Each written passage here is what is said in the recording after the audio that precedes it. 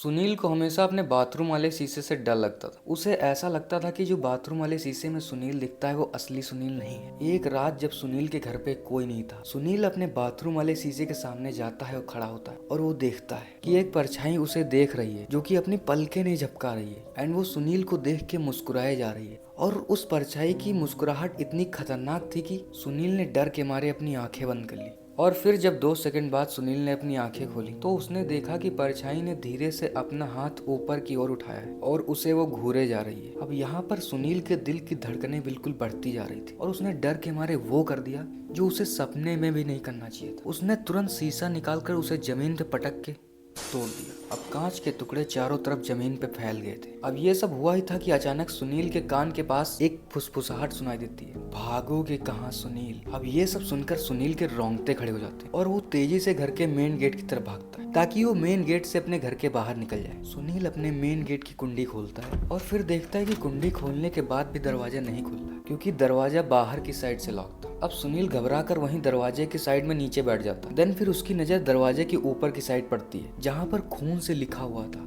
मेरी बारी। अब ये देखने के बाद सुनील की दिल की धड़कनें इतनी तेज बढ़ जाती हैं कि उसकी वहीं पे हार्ट अटैक से डेथ हो जाती है।